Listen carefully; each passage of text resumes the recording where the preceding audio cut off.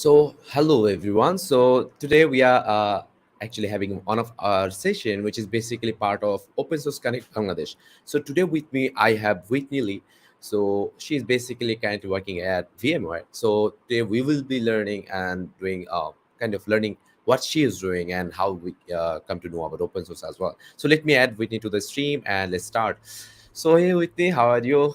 Hello, Yeah. I'm great. Thank you for having me.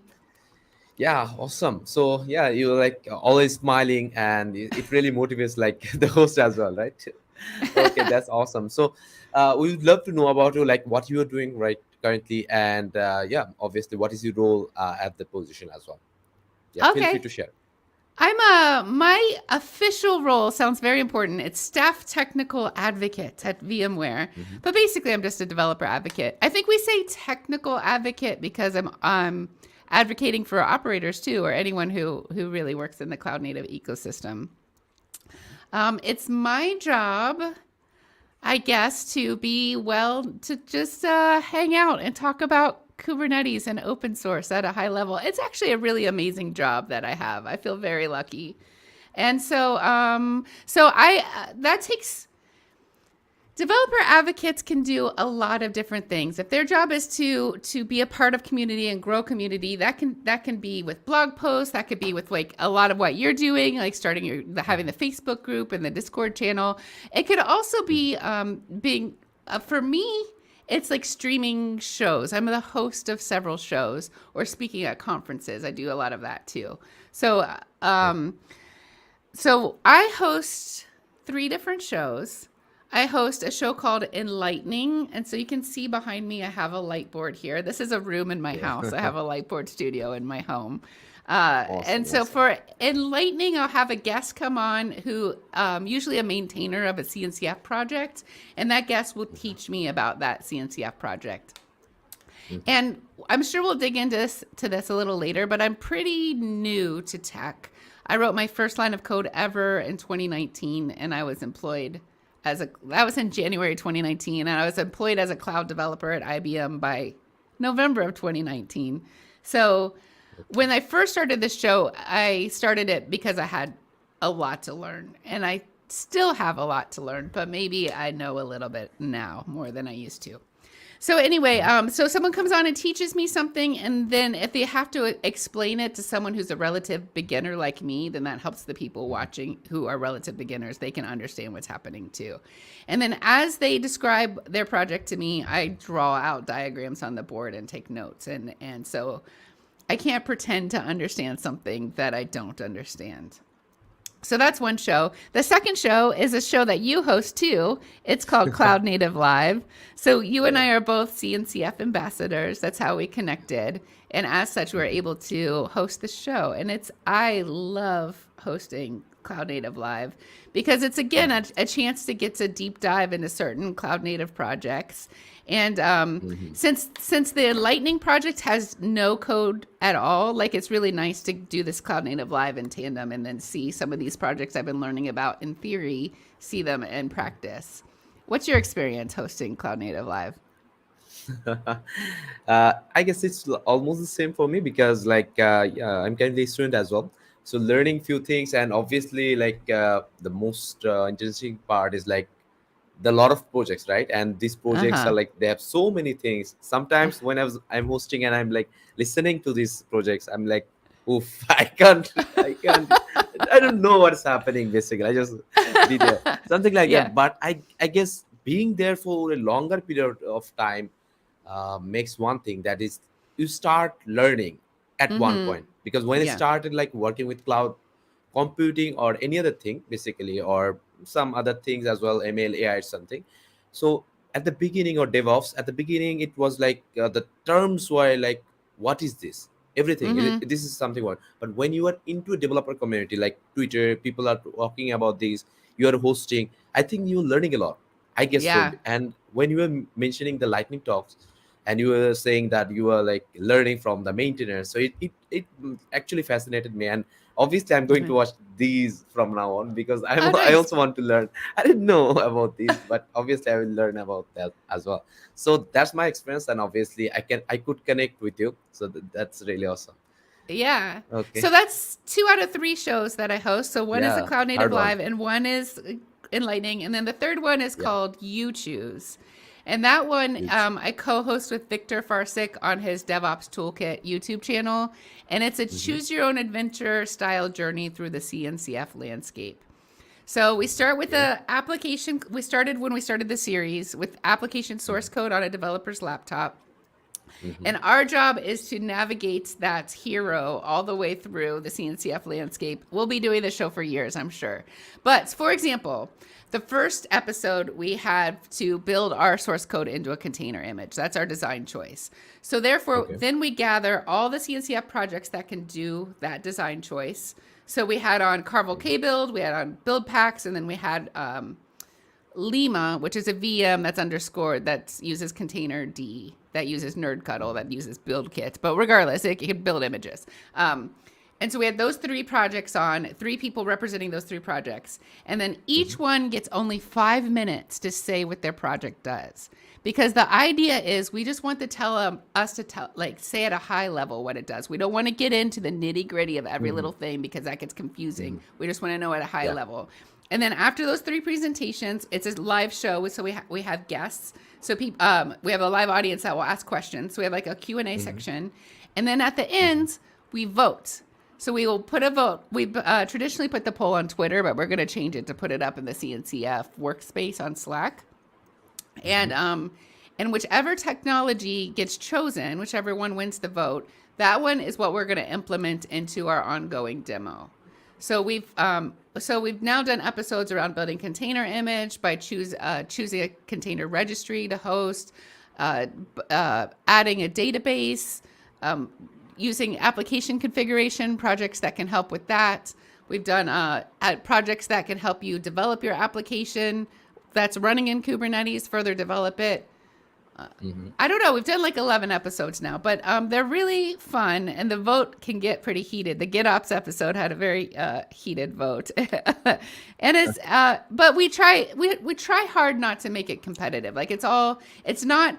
People aren't choosing what they think is the best one. What they're choosing is Mm-hmm. what they want to learn more about. It's not like a Mm-hmm. win-lose situation. Yeah. Yeah. Yeah. Got it. Yeah. So that's the third one that I host, and then Victor and I will do that. We'll do that same concept as a conference talk. So recently we were at Okay. KubeCon China as a keynote. We got to do a choose your own adventure style journey through a couple of design choices as a talk, and that Okay. was really fun.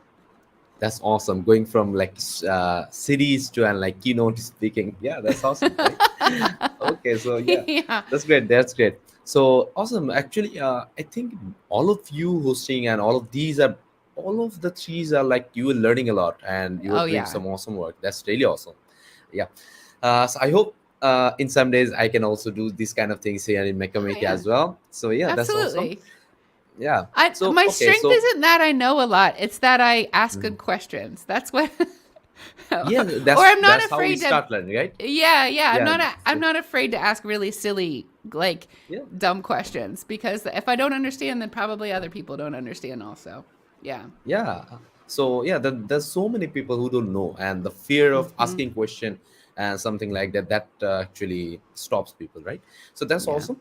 Okay, so you were mentioning about the KubeCon, so I'm also eager to know about like when did you start actually attending the KubeCons and what happens in KubeCon, like and do share about like your experience for the China KubeCon, right? Do Uh huh. share with us. Yeah.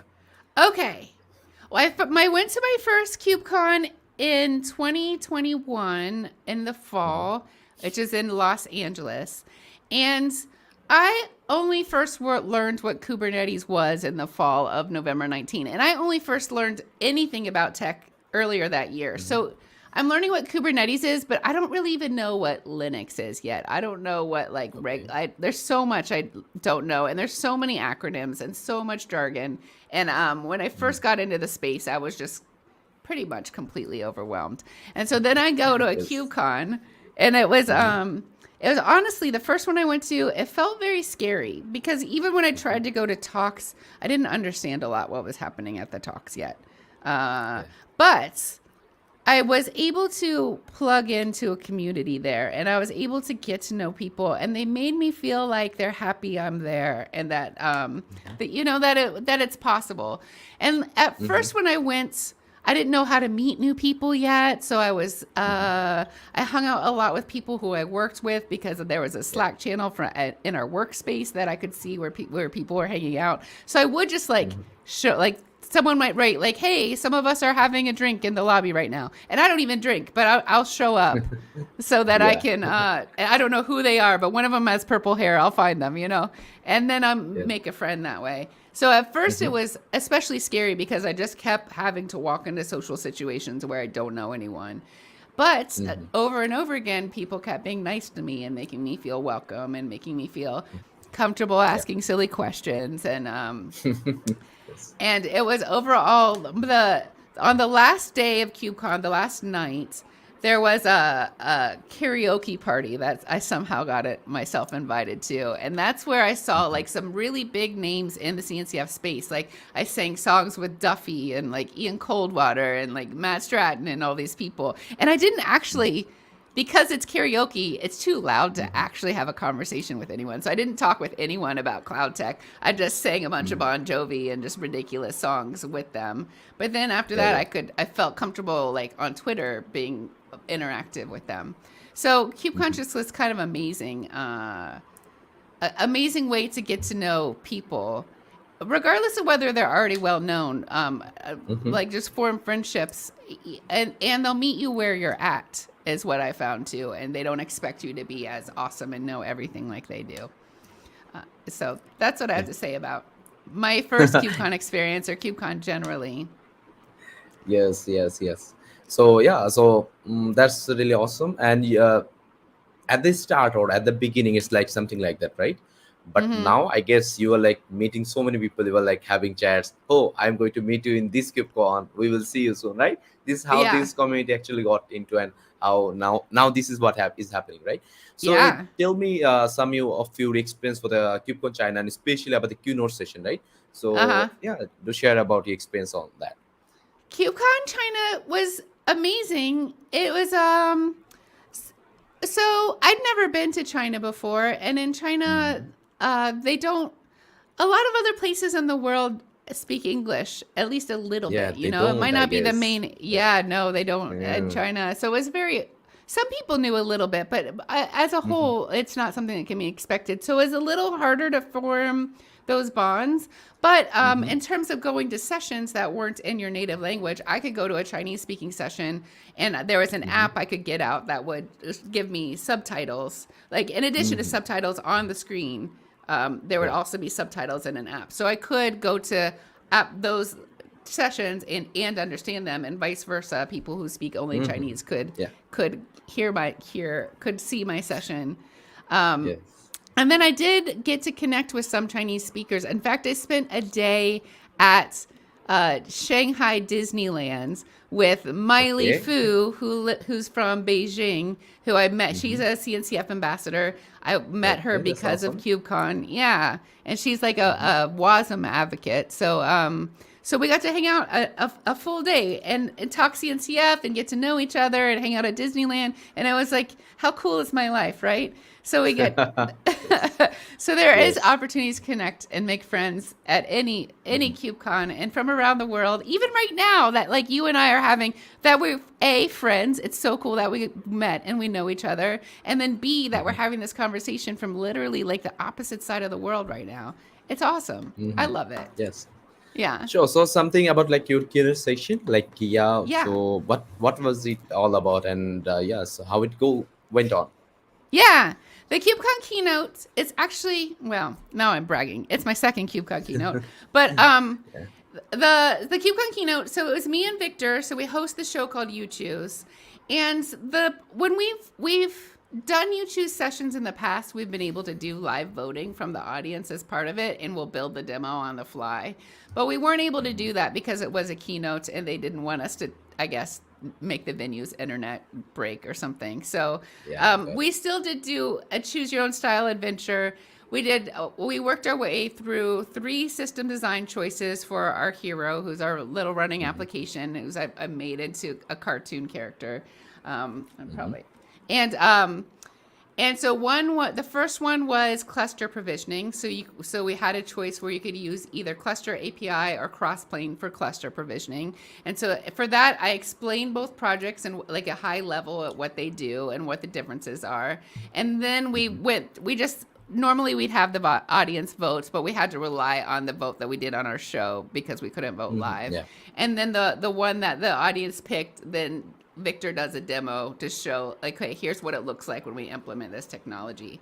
And then Mm-hmm. choice number two was GitOps, like which now we want to implement GitOps. So which CNCF projects you want to use for that. There are actually three choices. You can do Argo CD or Mm-hmm. Flux, or there's a tool in the Carvel suite of tools called Carvel Cat Controller. And Okay. so I tell about those at a high level, talk about the differences, and then I say which one gets chosen, and then Victor does a demo, and you get to see it in action. And then the last Yeah. one we do is application configuration. So why do you need a tool for all of these steps? It's like there is like a why do you even need to do this? Like why is this Mm-hmm. an important step? Like Mm-hmm. why don't you just provision your cluster manually? Why do you need a tool? Like why do we need GitOps at all? Like why do we need application configuration CNCF project? Why don't we just write it all in vanilla YAML? What's stopping us from doing that?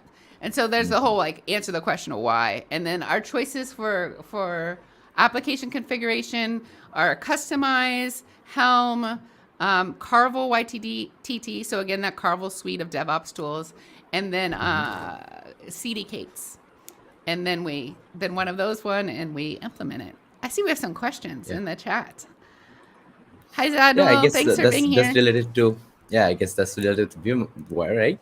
So let's take Mm-hmm. some question like, so what is VMware's philosophy and approach when it comes to contributing to and engaging with open source communities? So you're working with these, right? So that's the question comes Yeah, up. that's a great question. So VMware is so really like a lot of big companies have certain projects that they like the most because that's what they've chosen to build their products on top of. So Mm-hmm. VMware is definitely more interested in promoting and maintaining certain projects that they have incorporated into their products. Now that Okay. said, they give me a salary, they pay me full time, and they tell me to talk Yeah. about the entire CNCF landscape. So in that sense, Okay. they're supporting everything. Like even the ones I'll do an enlightening show even about projects that don't that are only in Red Hat projects that aren't even in Mm-hmm. VMware products, and they understand it's important part of being a good citizen in the cloud native ecosystem Yeah. is to enable folks like me to talk about everything. So I'm a fan of VMware. Of course I am. But I do think they're doing a Obviously. good job. Yeah. Yeah. Yeah. Okay, so another question, I guess. So, what do you think is the importance of KubeCon for fostering education and collaboration in the cloud native community? Hmm. So, similar to talking about my own experience, like getting together with people in person, really, like, you wouldn't guess it now, but I'm actually a very shy person and kind of an introvert. And especially at first, where I didn't feel like I knew what I was talking about. And so, getting to meet people in person made me feel safe and welcome. That's not to be said that that can't be done online. In fact, you could probably, Mitchell, talk about your experience of being at KubeCon in a purely virtual sense. But you know, Yes. when you say what the importance of KubeCon for fostering education, you're not limiting KubeCon to in person. So KubeCon also has a virtual component. But I think Mm-hmm. it's like at least twice a year, there's like this opportunity for everyone to talk about in the larger community what they're working on and what they're excited about. And because that happens, we all have a reason, like we all have a deadline, like something to push toward, like, oh, I need to have this talk ready. I need to have this project ready Mm-hmm. so I can showcase what I've been working on. So I think it's like a driving force in terms of moving us all forward. And in addition to being a platform where we can all share with each other the most exciting stuff that's going on in a large way, like having a source of truth almost to where to look to for upcoming trends or for what's been working well within the community. What Yeah. do you think about Okay. that? I guess this is same as well. But something I would like to add is like what Kathy was mentioning in the previous sessions was like nowadays what they are focusing on is like you were mentioning like there's like KubeCon, at least two KubeCons happening per year, Uh, right? But yeah. it's increasing basically, right? Because it Yeah. was in China, in the Asia. Now the Uh-huh. next year is going to be in India as well. I heard, So yeah. in this part as well, so I guess that will encourage these community stuff and obviously the KubeCon, Kubernetes, this knowledge stuff as well. So that will be very helpful for us, right? Mm-hmm. This part of the people who don't know, maybe when this is going to be offline here, people will know a lot about this. Whoever is not known of this thing will know about it, right? So that's Yeah. really awesome about that. But obviously I think if you talk about the perspective of a student, I guess I was attend online by now. So I guess after my graduation I might attend offline. But the perspective, but the thing is like the situation is always the same like yours. When you first joined in, it was like everything was It, like what is going on. Every it's time it happens overwhelming. it with me, Uh-huh. right? But the learning you are doing right now, like you are being hosted in enlightening show and you're learning a lot of things. This is how we can develop, I guess. So the people or students or professional who are watching this session, I guess there's a lot of things to learn from you as well, right? So Uh-huh. you started joining KubeCon, you were not knowing anything, but then in the last KubeCon you were a speaker there, right?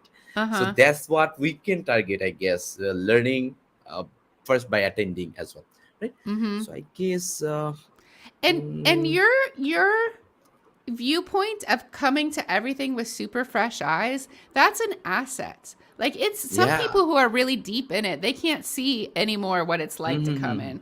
And so you can talk with other Obviously. people who are just getting to know it and ask questions that they have. And it's very helpful for everyone. For you. Yeah. Okay, so this is a very important one, right? Because most actually there are a lot of people who actually don't know. This is rather than knowing, there are a lot of people who don't know, right? So the you Mm-hmm. perspective or the example you will give when you started, I guess something when I go and talk in a session, what I do is I want to relate with that person and to give Mm-hmm. very easy example so that the easy the students or any other can actually relate so that they can Mm-hmm. learn in the longer run, right? So these kind of views make you kind of give you a very good kind of yeah hands-on like to write blogs or content creation or so on and so forth. So I think that's really something you can be proud of, like you don't know but now you can know. That's something I guess, right? There's still a lot I So don't yeah. know, but I'll keep learning. I'll keep. Yes, I um, think I know much lower than you, right? But I'm eager to learn. So I think, yeah, obviously we will learn a lot, and yeah, that's a process, right? It's a marathon, so we will it's a learn the, process. yeah, we will It's learn. a process I that never guess ends. Yeah. yes, it will go on. So I guess Janil has another question, but is for Ah. you, right? Like your experience. How did your previous experience as a photographer prepare you for being an effective technical communicator and teacher?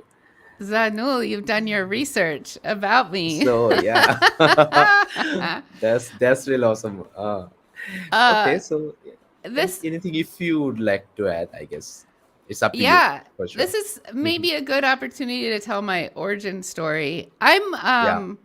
I'm, I'm 44 years old. I'm old. I mean, Okay. no, there's no such thing as old, but like maybe older than I Yeah. look. Sure. My son is Hmm. 24 years old, and he Okay. actually got me into tech. He has Okay. a computer science degree, and he's a front end developer at Adobe. Um, Oh, so when that's he awesome. was, yeah. So let me begin at the beginning. So I went to college for my degrees in fine arts. I graduated in like 2003, I believe, with a degree in photography, and I Okay. ended up owning a wedding photography business for over 10 years. And I had photographers who worked for me. I've been to like something like 500 weddings. It's ridiculous. If I never go to a wedding again in my life, I'll feel great about that. And Yeah. and one now looking back on that 10 years of experience, besides like management experience and leadership experience, there's also like a great deal of communication that goes into a successful wedding photography shoot, because you need to be really clear about what their expectations are and what you are able Hmm. to deliver within that framework, and make sure you're set up with success for like as much how much time you need, the amount of daylight you have, the amount of equipment, whatever. There's a lot to consider, and it's a lot of project management basically. Yeah, I guess that's what the delivery engineers or this role is all about, right? Knowing Uh-huh. what their expectation is all about and talking with Yeah. conversation, right? This helped Uh-huh. you a lot, I guess. Yeah. My very first conference talk that I ever wrote was called Codezillas, and it was Okay. basically about like how my wedding photography knowledge translates to software knowledge. Like, Oh, and that's that's just awesome. maybe a good point for people getting started. Like, just bring what Hmm. you know to the table. Like I talked about what being a wedding photographer in a technical context. Yeah. So because that's what I knew, Yes. and there are a lot of ways that it's useful, like setting expectations and very clear communication. But definitely relate to the technical field, and even like with weddings, like identifying who the stakeholder is and identifying like who you need to be talking to and pleasing, who's paying for Hmm. this, like and Yeah. they're not always the person you're interacting with most. Yeah. Hmm. Yeah. And so I had 10 years of wedding photography experience, but I got really, really sick of it, because a wedding photography is just like a wedding event is a pretty small circular thing that's basically the Yeah. same thing So over and over again. mm, And it just like, loop. It's a loop. yeah, it's a small loop that got repeated, and I got so bored. So then I have a brother. I have a couple brothers, but one of them is a professional musician. And in 2014, his musical project started getting a lot of attention. And so Hmm. he asked me if I wanted to play in his band. He needed to put together a live band to tour. And he asked me if I wanted Hmm. to play in it and go on tour with him. And so I was like, heck yes, I do. I hate wedding photography. I'm going to quit everything. So I did. I quit my business. I dissolved the business. I'd been dating someone for 8 years and they weren't supportive. So I broke up with them. I put all of my stuff into storage, and didn't have an address. And then I went on tour in a band for a year in 2014. Okay, that's awesome. Yeah, it's something. But then like, okay, so now I have that gives me experience now as a performer. Like I spent a year as a Hmm. performer before I was doing this sort of thing, which is like experience that I'm Okay. using. And even like the technical photography experience is something I've been using when I Hmm. set up my light board and when I set up the studio and doing all the camera work Yeah. involved in streaming, and Yes. also posing myself for all the different silly thumbnails that I do for every enlightening show and stuff. Like that's something I learned Yeah. from photography. And so anyway, so then I played in the band for a year. I came back from that. I didn't want to be a wedding photographer again, but I didn't know what to do Hmm. next. So I actually worked in restaurants as a server for a few years. Hmm. And that's when my son was in college, and he was like, "Mom, you would really like software engineering. You should try it out." And Okay. so then I wrote my first lines of code in 2019, and I did a Okay. lot of study, yeah, hundreds of hours of study, and got into a boot camp that I started in July of 2019, and that was like 11-hour days, 6 days a week, and I graduated at that Hmm. in October of 2019. And then I got a job Okay. at IBM as a cloud developer in November of 2019. So it all happened Okay. inside of a year. So yeah, that's really awesome. So I was like, I didn't expect that that's coming.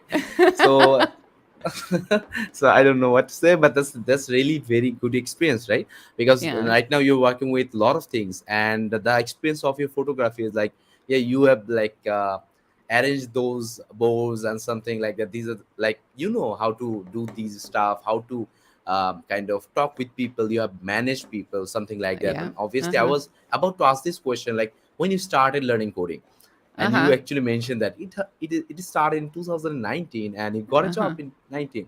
Uh-huh. That's really, we are like, we start doing our bachelors, we do our bachelors and we don't even get jobs, right? Something like that. But it's really awesome, like you started working in coding and you're doing really awesome work. So I guess the experience, this is very handy in your Mhm. recent jobs as well, right? And the presentation. But I also do expect to approach my mom as well, because I'm like 22. Okay, I'm Yeah, 22 as nice. well. I think I should approach my mom as well. Like, so yeah, you can also go for coding as well. That's really Yeah. awesome, actually. My Like, mhm. my son was even maybe a little annoyed because he's like, "Wait a minute, I'm in this 4-year program. Like you just Yeah. started learning and finished and got a job and I'm still in school just doing the same thing I've been doing." But So yeah, yeah, yeah. going to So yes. college has a lot of valuable experience outside of just the learning part. So the 4-year experience is valuable. Yeah. Obviously every experience is valuable. Like, right now your experience at meeting people and Mhm. that previous experience, these were actually handy as well, right? So the thing Mhm. is that we should, I guess there's no late for anything, something like Yeah. that. And Yeah. the approach of learning at the, like, in 2019 you started learning, and now like it's 4 years almost, Mm. something Yeah. like that, Yeah. and you do Yeah. great, right? Yeah. So I didn't feel like, yeah, like you started your coding journey just 4 years back, right? It doesn't feel like so, right? There are a Yeah. couple of books that helped me along the way. One is called Hmm. Mindset, and it's about it's about having a growth mindset over a fixed mindset, and like how much maybe limitations you put on yourself if you think that you can't do something, and also about seeing other people not as competition but as community. Hmm. Like we there's room for us all to be successful, and it's Yeah. so freeing, and we can lift each other up when you like embrace each other instead of trying to be better than everyone else. That's not a good way to think. But it's a way I was raised to think, so it was something I had to learn not to do. So the book called Hmm. Mindsets by Carol Dweck, I believe. And then another one I Okay. really liked was called Range. And that one, Hmm. when I first started in tech, I felt so Hmm. intimidated because everyone who was about my age had like a decade at least of experience, maybe more than Hmm. that, maybe two. Hmm. And I feel out of place because I'm older than people with the same amount of experience than me, but the people who are Hmm. my age are like way like how am I ever going to catch up? And so the Yeah. book called Range made me understand that my other life experiences doing other things are very valuable and I can lean on them to be successful in this space. I liked that book a Yeah. lot. So yeah, I guess you became advocate for a lot of people, like, so a lot Uh, of people, like, you were learning on the go, uh, and we are also learning. So I guess you became yeah, advocate for us, right? So also you're absolutely. talking about community perspective, like, people Mm. thinking of like competition, something like that. But I see a lot of that you talk about communities or events, even Google, Microsoft events are happening in the same event, right? These do Mm-hmm. happen as well, or AWS, something like that. So Mm-hmm. they are also like, yeah, they have that perspective, like, yeah, there's obviously there'll be competition, but not that much, or the community aspect. So I guess Yeah. the all of the things of like community perspective actually comes from here, because in the community we are doing the open source contribution for free, basically, right? Uh-huh. But obviously it's not like you are doing always, you are contributing always for the free. You are actually having some hands-on practice which you might not have in your Mm-hmm. college or university, right? Yep. So you're learning, basically. So but Mm-hmm. there are a lot of things if someone can actually stick to it, like, so like Mm-hmm. you are learning and having experience of life, and that's really awesome. I Mm-hmm. will actually obviously take this as an inspiration, like, getting the job, using the experience of something to somewhere, it is really handy. And I'm sure not everyone can actually use it in the right way, right? Uh-huh. So I The- guess I, I will say mhm, yeah. something too here. There are so at first when you're contributing, you're maybe contributing for free, but it can lead to job offers. And um I talked to maintainers as part of Enlightening, and it's pretty common for me to Hmm. ask like, how did you get Yeah. involved and how did you? Yeah. And I see folks who are in their 20s who are maintainers of projects. So one that comes to Okay. mind, Alice Wasco is a maintainer on Emissary Ingress. Batun Acharya, I believe is his name. He's a Okay. maintainer on Cube Armor.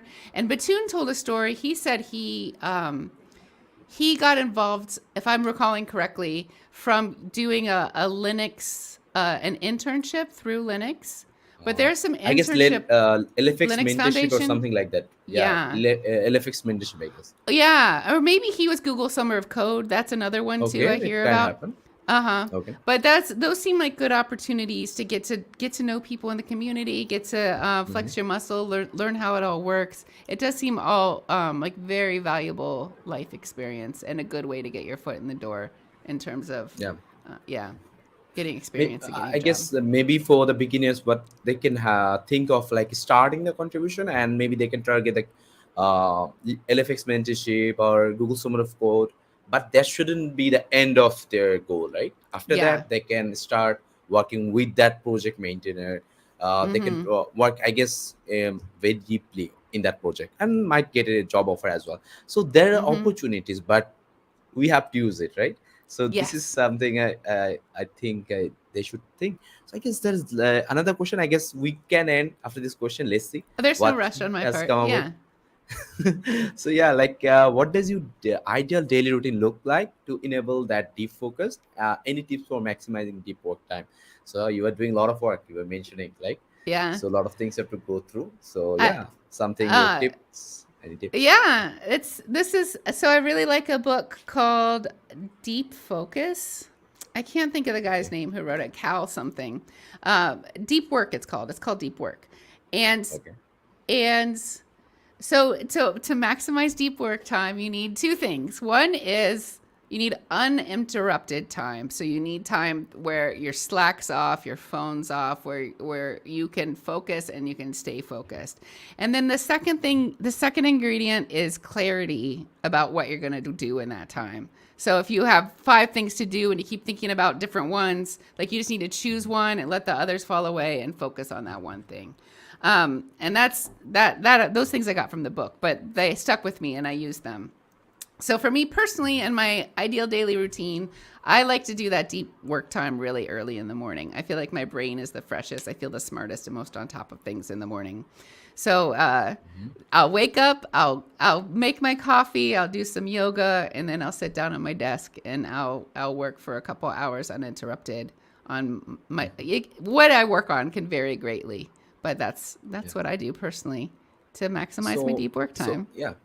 So something is like any tool or something you use, like not to like don't go into Slack for this moment or something, or you are like, no, Oh, I'm not going to use Slack for this moment or something.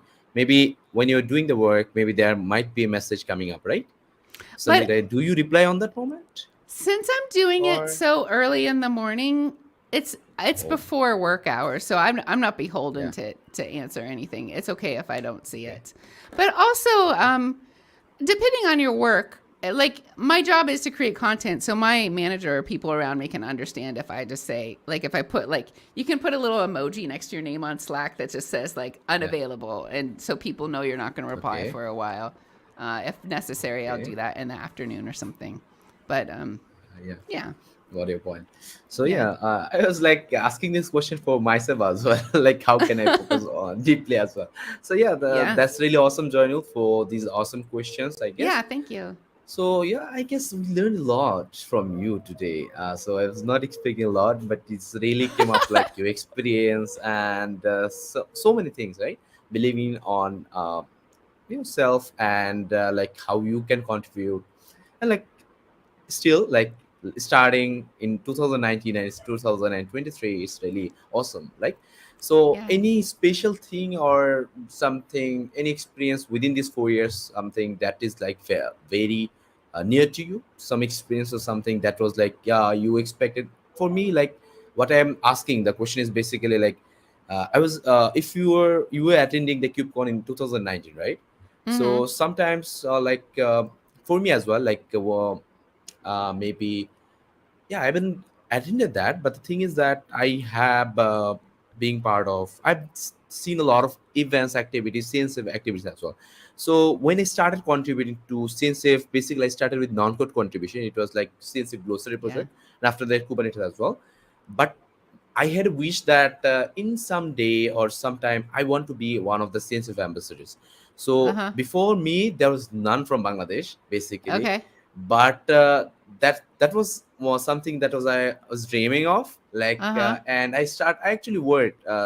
I was in the process of working with Cloud Native. I built some communities, and I was just in the process, and just in the last one, spring, I guess. So I became one of the ambassadors. It Congratulations. was really awesome for me. Yeah. Like, yeah, I was dreaming of being an ambassador to meet you guys as well. Like, so we have so many people in the sense of ambassador community. They are like project maintainers, someone from Google, someone from like VMware, something. And I'm a student. Okay, so there are also students as well, right? We have Indian student communities, Indian ambassadors who are basically from students as well. So there's a diversity out there, and there's so many things to learn from you. Even we are talking here, it's like basically having chit chat, like Yeah. to know about you, right? Maybe if I was not a science ambassador, might not have the this opportunity. Maybe I Uh had to huh. be one of the audience out there, like to see like what's happening, what you are doing, right? But now I can talk with you. So these are the opportunities, I guess. This was very valuable to me to know a lot of people, like especially since they do pick these ambassadors very they do go through a lot of process, like how they are Yeah. actually impacting or not, right? This is Mm-hmm. something they choose. So that was very something that was I'm very happy of. And Mm-hmm. something about you, like anything you are like, yeah, you wanted something and you did in these 4 years of coding something. Yeah. Uh, Uh, Before I dig into that, I will tell you that I got started in the with the glossary too. I went to some SIGDocs Okay. meetings and I contributed to the glossary when I was getting started. Okay. And Okay, when that's I got awesome. yeah, when I started I keep saying I can't say it enough. When I started at this job as an advocate, I was pretty shy Hmm. and I didn't really know my stuff yet and I was scared. And Hmm. and one thing I did was I made Anki cards. I made flashcards basically of the Kubernetes glossary so that no Okay. matter what comes up, I'll have at least some context for what they're talking about, you know? So I Okay. started Okay. with the glossary too, making flashcards as a way to because it's so much and like where do you even begin to wrap your head around all of this? And so the Hmm. glossary is I think a nice starting point. And Okay. it's cool that you chose that too. Yeah. So Um I guess I yeah. got this opportunity from Twitter as well. So yeah. Okay. Yeah. So yeah. And then in terms of like what I was hoping for and what I achieved, I all I've wanted to do is like do the best with the opportunities I've been given. So I've been kind of just like, okay, I have the opportunity to host this show. I'm going to heads down. I'm going to do a really great job at it. And then because I did a good job in some other opportunity, like, okay, I have this opportunity to do a keynote. I'm not going to think about anything else. I'm going to put everything I have. I'm going to do my very best and do a great job on this keynote. And because that goes well, then I get something else. And so I never would have expected that I would have done this much in this short of a time. And in Yeah. fact, I think if I thought I would, it would have scared me. If someone would have told me that I'm Mm. going to be a host of shows, I was really shy. So I can't. My younger version of myself could not have imagined that I might be a host. Yeah. And so if someone would have told me like, "Hey, in 5 years, you're gonna be a host," I don't think I would have liked. I wouldn't have been ready to hear it. I'd have been like, "No, thank you. That sounds horrifying." Yeah. So anyway, my point is like some people like to have goals that are out there and find them really motivating, and I totally respect that. But I think that's Hmm. not me. I think I'm always thinking about what I'm doing, making sure I'm doing a really great job, and then maybe picking my head up to see like what's the next best step for me to move forward and Yeah. to grow. Hmm. That's Obviously, my because sometimes having goal might actually pressurize you, right? So yeah. yeah, I'm not getting that, I'm not getting that, something like that. But maybe sometimes it works for like the motivation might happen.